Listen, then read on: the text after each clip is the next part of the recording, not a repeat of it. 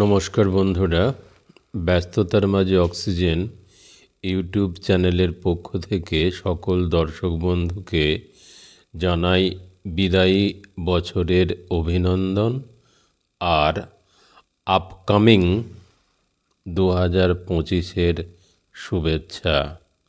চলে এলাম আর একটা নতুন ভিডিও নিয়ে, একটু অন্য ধরনের বিষয়, যার বিষয়বস্তু খেজুর রস থেকে কিভাবে খেজুরের গুড় তৈরি হয় স্বচক্ষে দেখার অভিজ্ঞতা। এটা কতক্ষণ ধরে জাল দিচ্ছেন? সকাল থেকে মোটামুটি ঘন্টাখানেকের ওপর।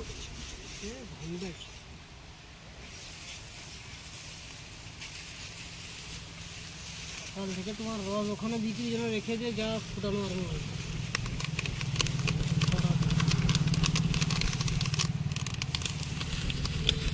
মোটামুটি কটা গাছের রস আছে? 40টা আছে। 40টা গাছের রস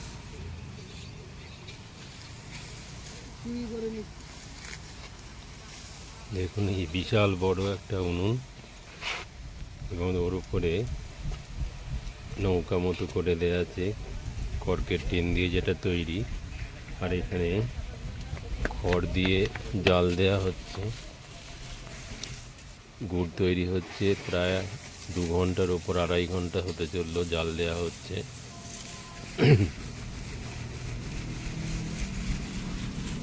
এই যে এই দাদার বাড়ি কাঁথি, তো কাঁথি, সেখান থেকে এসে এখানে খেজুর গাছ জমা নিয়ে রসও বিক্রি করতেন সকালবেলা, এবং তারপর গুঁড়ো তৈরি করতেন, পাটালিও তৈরি করতেন। খেজুরের গুড় অরিজিনাল একদম পাবেন এখানে 250 টাকা কেজি, আর পাটালি নিতে চাইলে 300 টাকা কেজি। এর মধ্যে কোনো ভেজাল নেই, একেবারে অরিজিনাল গরম গুড় নেবো বলি এখানে আমি দাঁড়িয়ে আছি। আর এই চোখে দেখা অভিজ্ঞতাটা শেয়ার করার জন্যই আমি এই ভিডিওটা তুলছি।